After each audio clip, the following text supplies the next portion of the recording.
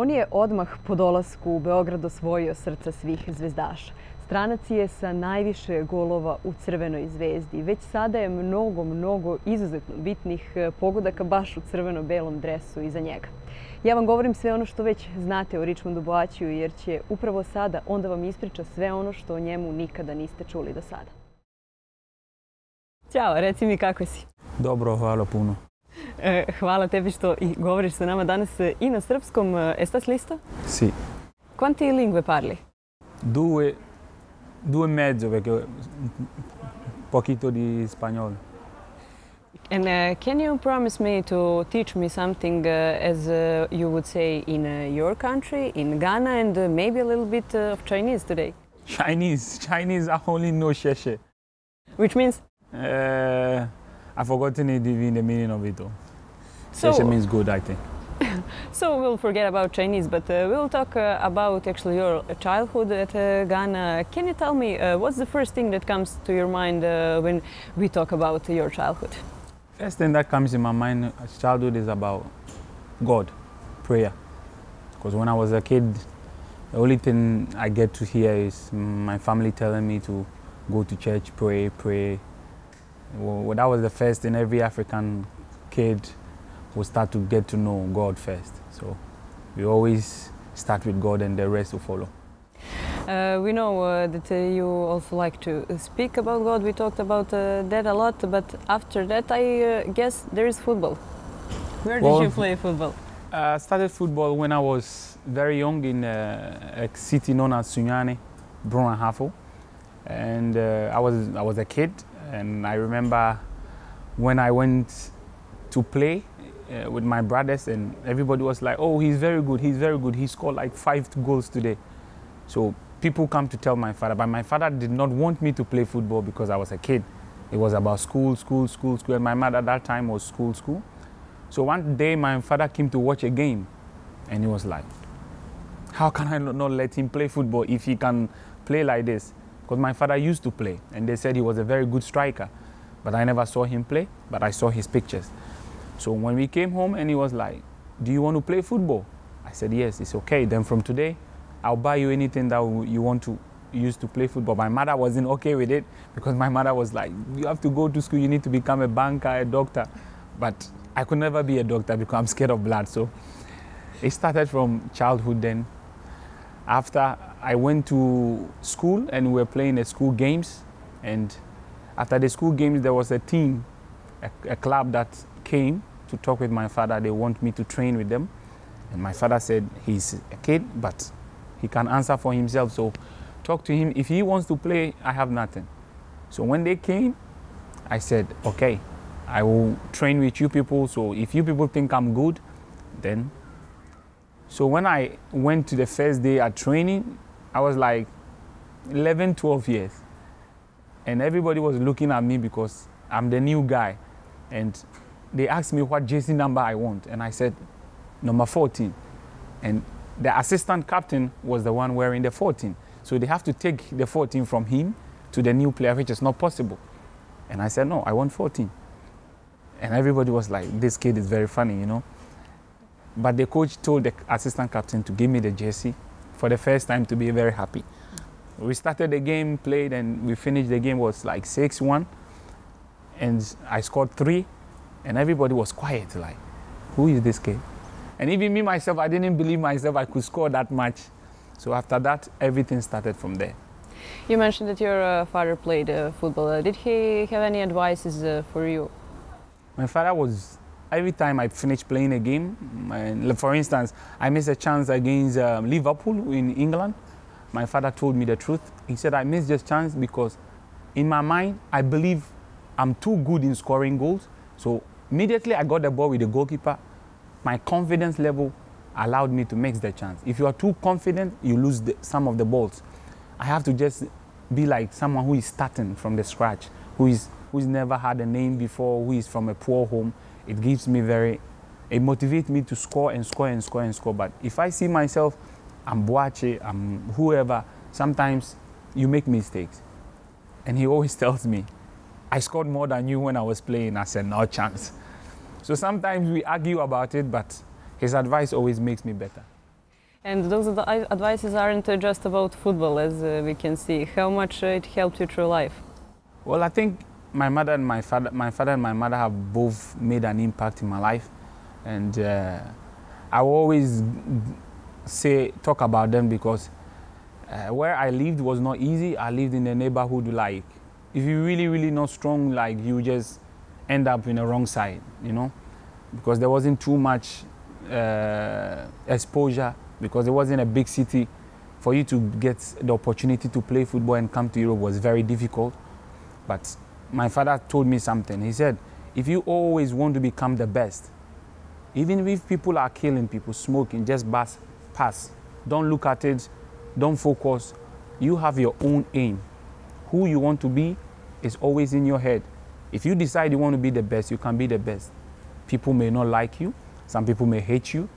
Forget about them. Do what you think will make you happy. So as a kid, I always had in my mind, whatever you say, I don't care. If you are doing cameras and I'm finished training, if I want to joke, you see me, I joke with anybody. I don't care what you think about me, because your opinion does not make me Boaći. The opinion of God makes me who I am. In Serbia, there are people who doesn't like me. Maybe they may like someone else. They may write something bad on social media. For me, everybody cannot like me. I'm not Jesus Christ. So if everybody likes me, then I'm not a human being. Some people have to dislike me. So this is how I live my life. Can we speak a little bit more about your school? It is an interesting topic. What did you like back then? And if you wasn't a football player, if you didn't become a football player, what would you be today? I remember one of my teachers when I was in school. Like, I don't usually go to school early. I always go late. When they say 8, I'm there 8:20. So every time they keep beating me. You know, in Africa, they beat you if you're late. So one day I just get to the classroom and he tells me, you think football will take you somewhere? And I was like, where is school going to take me? Like, I'm going to work for somebody. And he's like, oh, see all your friends who play football, they did nothing. I said, I will play football to the highest level. I will come back, I will help this school, and I will give you money. It's like, in your dreams. So after I came to Italy, like after 3 years, I went back to the school. That was my first time I had the money to buy a Range Rover. I drove there. And I gave the school, I think, jerseys and boots and balls. So I saw him and I was smiling. But he forgot it because it was a long time he said that. And so when I was going, I said, oh, can you take this money and use it to buy something? So when I was sitting in my car, I said, finally, I gave you the money, you remember? He said, it's almost 6 years, you still remember this? I said, yes.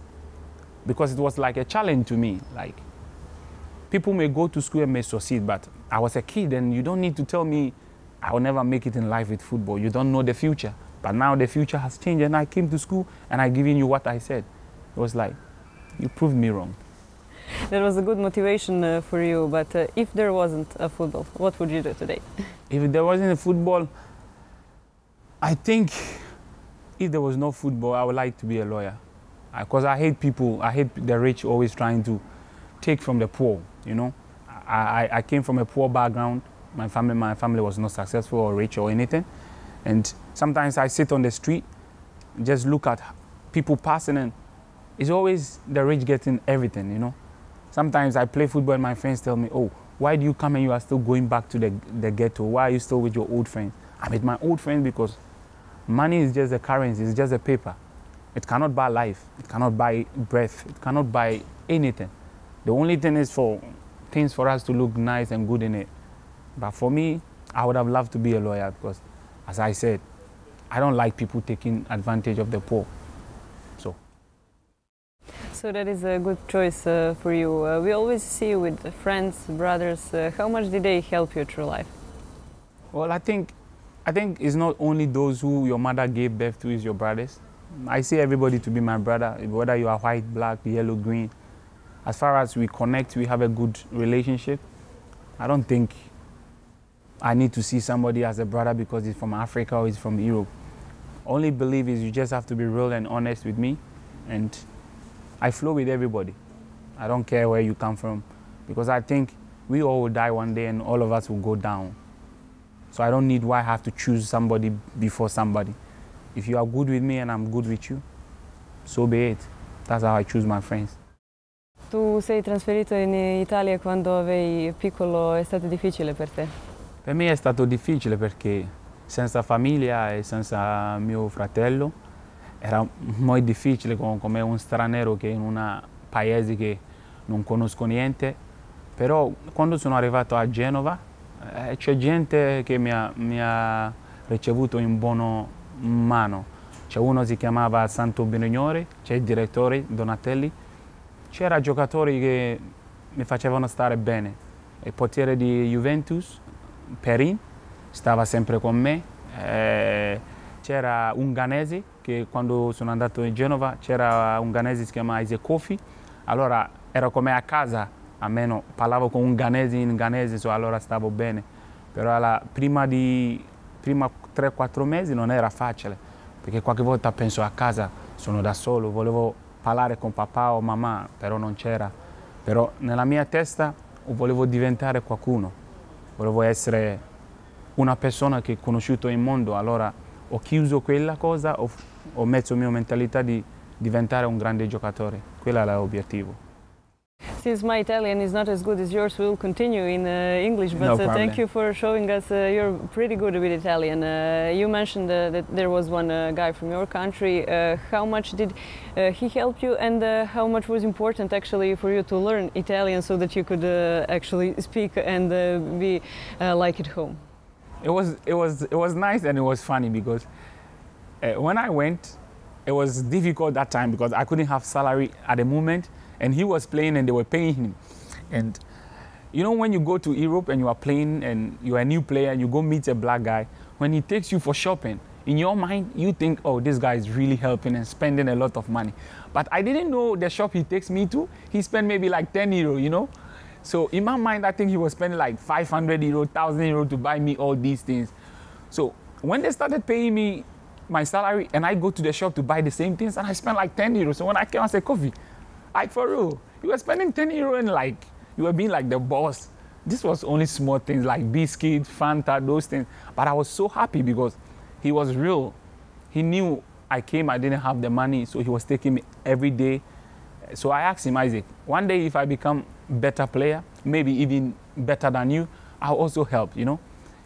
But how he was, for me, I've never met a person like that before. And up to now, he's still my friend. We talk, we do everything. Because he really gave me a lot. He asked me one time, he said, you are the only striker, only player I've ever seen who scores without fighting. Some strikers, you see them fighting, struggling, but you, it's like the ball will be put in front of you, you have to just touch the ball. It's a gift. And I told him, Isaac, I'm a gift from God. So I don't need to fight to score. The only thing is I need to have a good mentality to play football. And he told me, if you focus and if you are serious, you will one day just be anybody you want to be. So I really thank Isaac Kofi wherever he is right now. He's playing in Turkey now. And I always tell him, he did a lot for me, really, because sometimes I go off, I fight in training. I remember one time I was fighting, like with one guy from Bosnia, Dejan Lazarevic, because he said something to me and I didn't like it. And I said, don't call me black. If you call me black, you have a problem with me. But I didn't know he was just making a joke. But I was young, and when I hear you calling me crazy black guy, it's like, in my mind, it's like you're insulting me. And when I was growing up, I realized some people just say black just to enjoy themselves. So it was nice to see Isaac Kofi. I'm grateful. You were 15 years old when you came to Italy. You told us how hard actually it was, but what was the things that was maybe the most challenging at that time for you? The most challenging thing was the weather. When it was cold, I was dying. I remember one morning I wake up like this, dressed like this. I said like, it's snowing. I always watching, you know, on the TV it's snowing, but in Africa it doesn't snow. So when I got up, I was like, this is snowing. So, wow. I don't have jackets, I don't have anything because I thought it was like Africa, okay. So I went inside and Isaac told me to come. He has a jacket for me. Like we were the same height, so his jacket was okay. So when I put on the jacket and I came out, I was like, Isaac, really it's snowing. I thought it was only in Christmas movies that it snows, you know, for real. He said, yeah, it snows. So when we got to the field and they gave us everything, the coach saw me shaking and I was like, Coach, I'm sorry, but In Africa, it's 35 degrees, but here it's really, really cold. It's like, no, don't worry, you get used to it. So that was one of the things that I was like struggling with. Did you get used to cold weather? Yeah, I got used to it because I was there for almost like 9 years, so it got to a time, okay. Sometimes they train and you see the white people wearing long, but I will be wearing short because I was okay with it, so. How did you learn Italian language so good?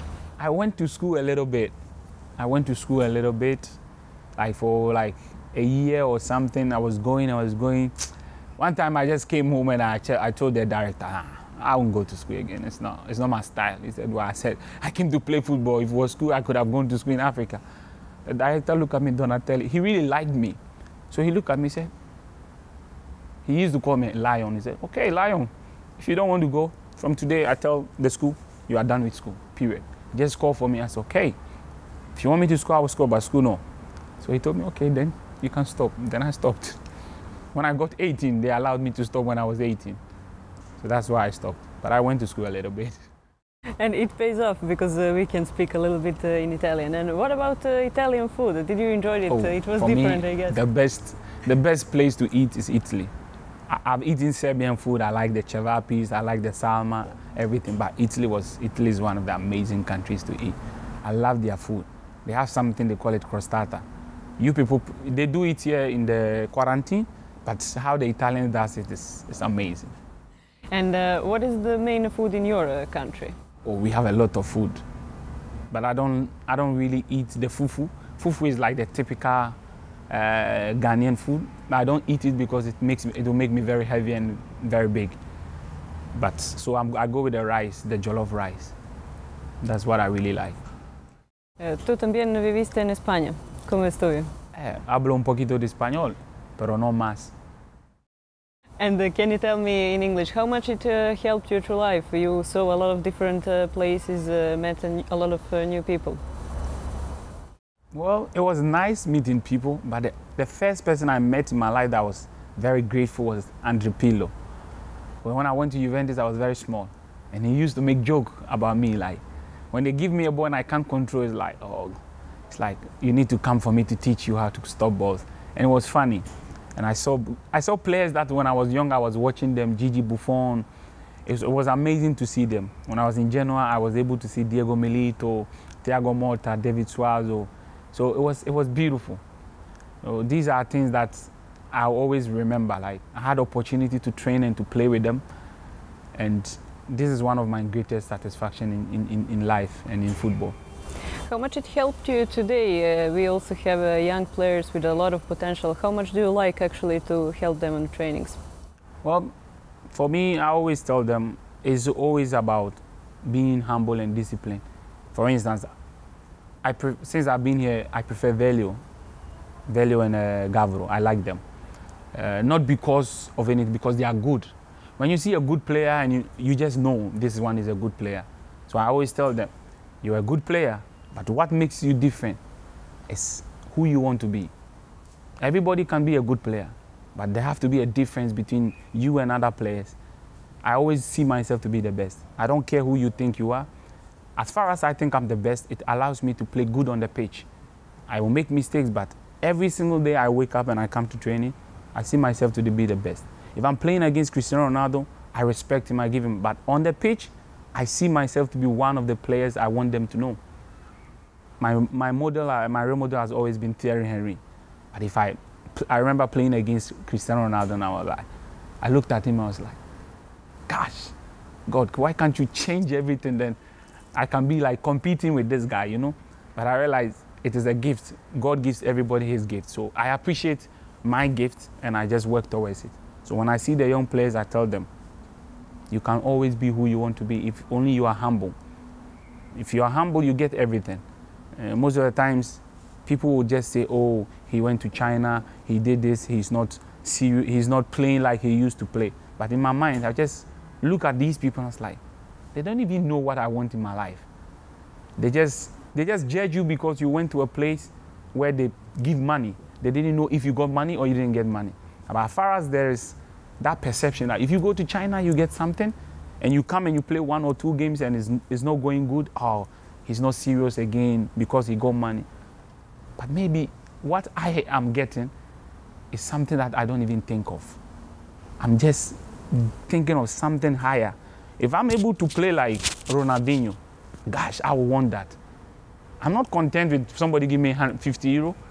I want to make billions and at least help people. How many people you see them poor? So if we have the opportunity to play football, then our money can help the poor. I think it will be the best.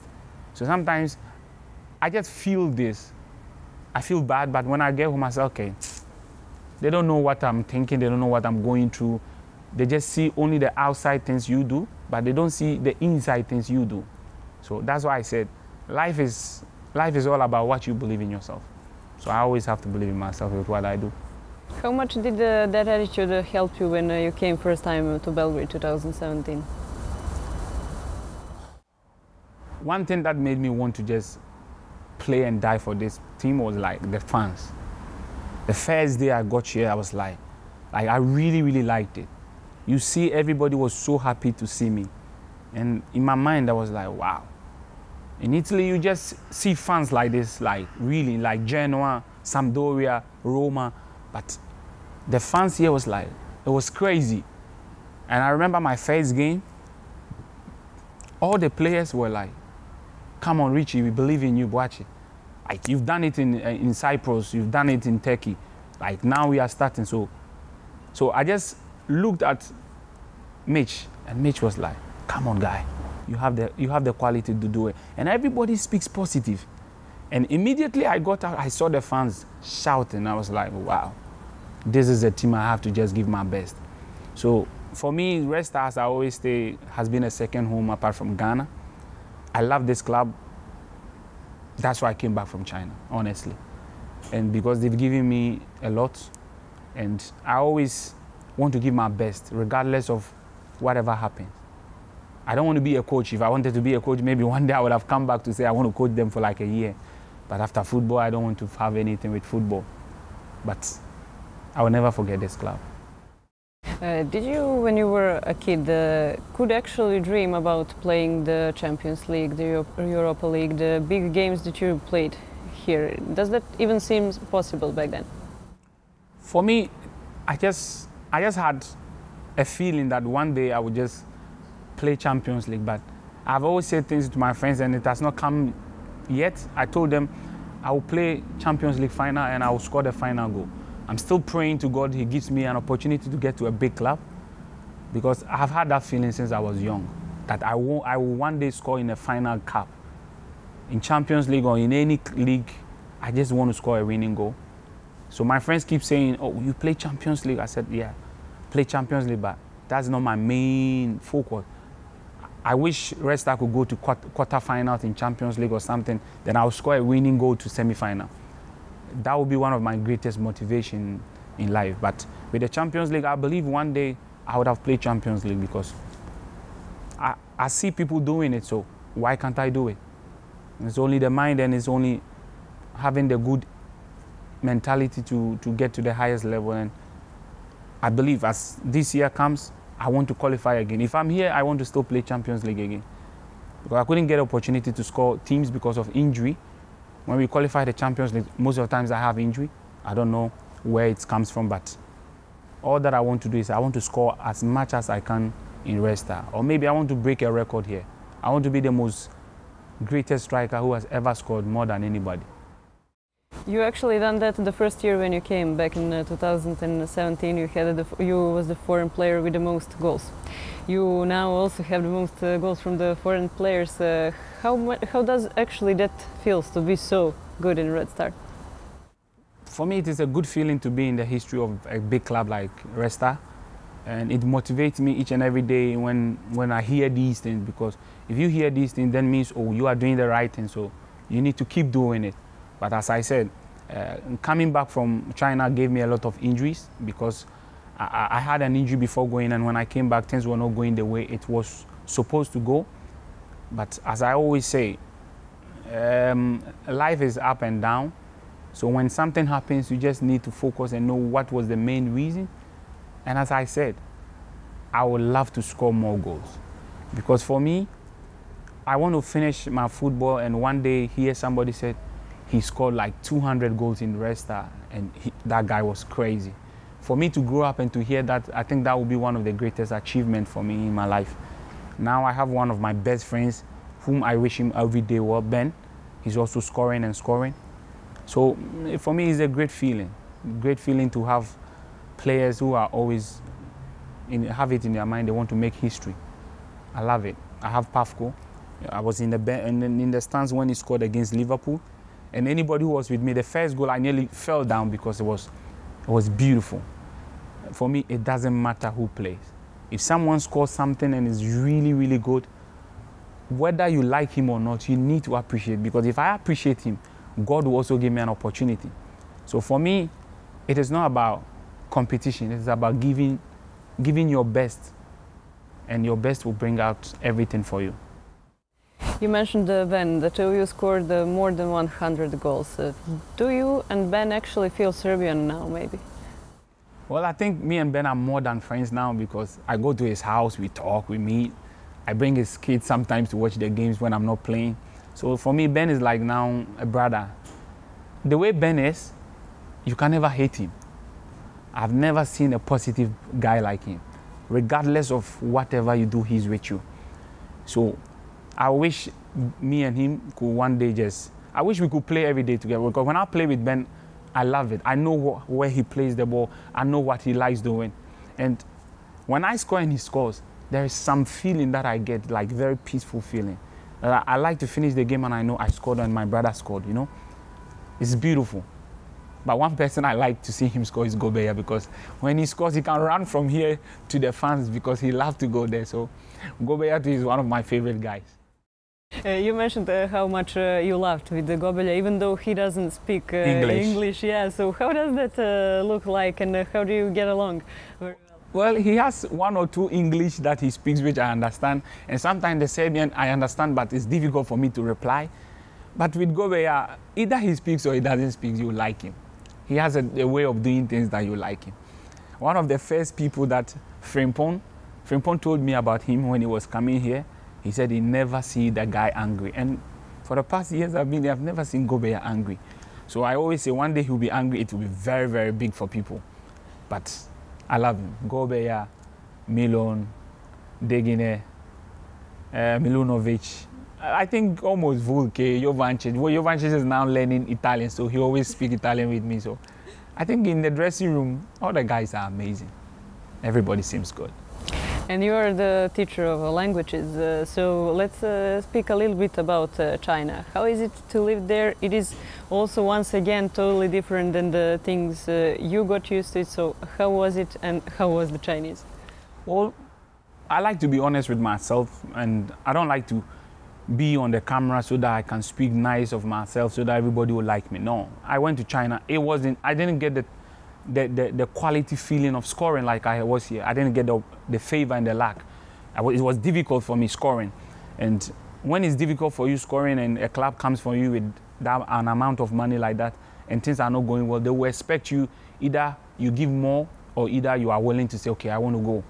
And when I was looking at things, I was finding it difficult. So I said, okay, I just don't want to spend all my time struggling. I don't like to play football and struggle.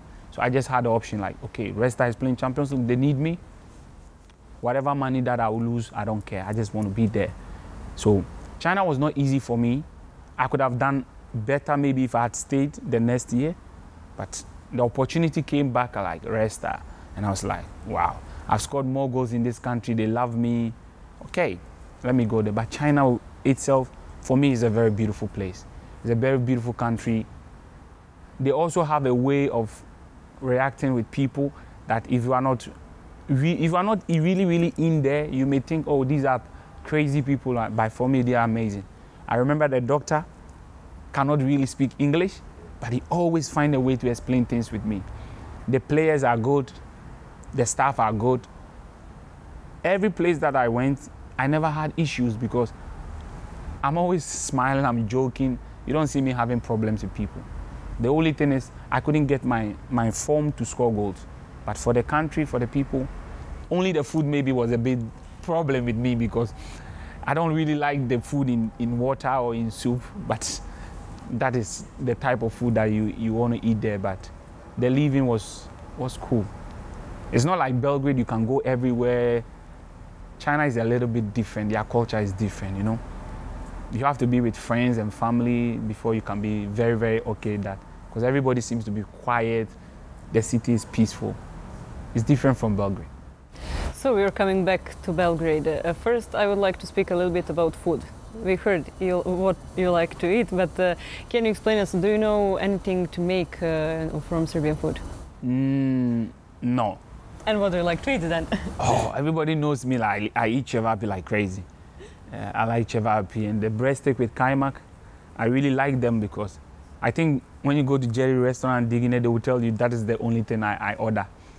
And yesterday I was ordering food and Gaia was like, how many breast steak are you buying? I said, I eat for morning and in the evening. So I like Serbian food, it's good, really good. And what do you know to say in Serbian? Oh, I know dobro jutro, dobro dan, dobro veče, kako si, šta radiš, dođi vamo. The bad words, I can't say it on camera because the bad words, it's Miljaš who told me to learn these bad words. But it maybe help you in the pitch. Is the Serbian a tough language for learning? It's very difficult for me. But I first heard the bad language from Bosko Jankovic.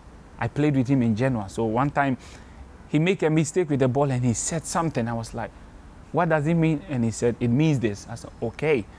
So from there, you see Serbian people, every time they speak the same word. And I was like, okay. But I love it. It's nice. And what do you like to do in Belgrade, and what do you like to see in the city? Well, I like to go to the cinema, movies. My passion is for the movies, the cinema, but now it's closed. So me and my brother, we stay home, we watch movie, and after movie, maybe I'll go to see my friend Gaga. And Gaga, one of my friends here, Serbian guy, I go see him, we go out, we eat at Benton Hala, or we stay and play table tennis in my house. You're good at that sport also. What are your hobbies and what do you like to do when you have spare time? When I have spare time, I like to watch movies. I like to watch movies like adventure movies, like I like this magic movies like Merlin, those Game of Thrones. I like these movies because it teaches you something. It's not only the movie. People watch a movie because maybe they want to watch a movie. But I watch movie to see, take an advice from it, what somebody did that made him who he is. So one of my favorite movies, I always say, is Troy. Because when I was watching Troy, there was like a kid that came to call Achilles, that they're having a fight. The king needs him, and the kid said, the guy he's going to fight is very big and is a giant. He said, that's why nobody will ever hear of your name. And for me, it was like a message.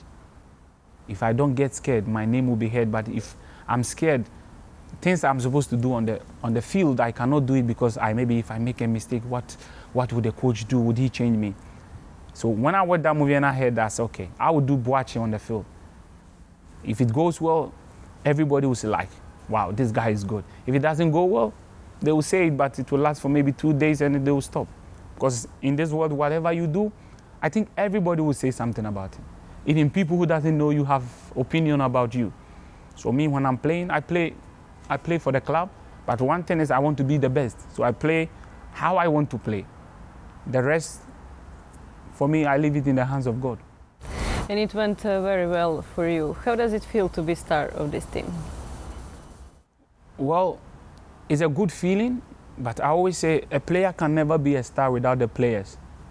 If you think you can be a star without your teammate, you are crazy. Or without the coach, or without the staff, or without the directors, you are crazy. Because if they don't give you the opportunity, your talent will be in the room. There are so many good players out there, but they don't have the opportunity to play. So nobody sees them. I said one time, I remember when we were playing against Fiorentina, and I was on the bench and I was looking at one guy called Miliacho, and I said, I swear, if coach changes and put me inside right now, I will score. The guy was like, you always say you will score. How? I said, I don't know, I have a feeling if you put me, I will score. I don't know what happened, coach said, come. When I was going, I told him, you will see. And he was like, this kid is crazy. I went in, my first touch, goal. We finished the game, the guy was like, it's impossible. I said, for you, no, it's impossible, but for me, it's possible. Because I believe it. If I believe it, I know it will happen. And if it happens, I don't need to give credit to myself. I give credit to God first and after to my teammate. So to be a star is one of the good feelings. And for me, if you want to be a star, it's not only about what you can do. It's about how good you can help others to help you. Because if you help others, the others will lift you up. If I'm playing and they tell me to play 1 against 11, I cannot play. I need Branko, I need Jovančić, I need Ben, I need Pavko. If you don't get these players, you can never be a star. Or Cristiano Ronaldo, Ronaldinho, they got all these names through players, Michael Jordan. You can never be you alone. So being a star is always an opportunity to say thank you to the players and thank you to the fans and everybody who likes me. Even those who doesn't like me, I still love them. Because you cannot find everybody to love you.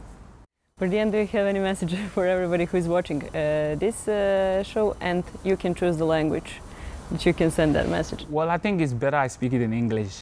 For me, it's not about football, it's not about who you are. I just want people to just know, if you have a good feeling towards another person, it makes the world a better place. Enviness, these hate and everything, it doesn't take us anywhere. Because we all will die one day. I just wish we could all love each other as one. So what I want to say is no hate, just love each and everybody. For me, if his love is there, I think the world will be a better place.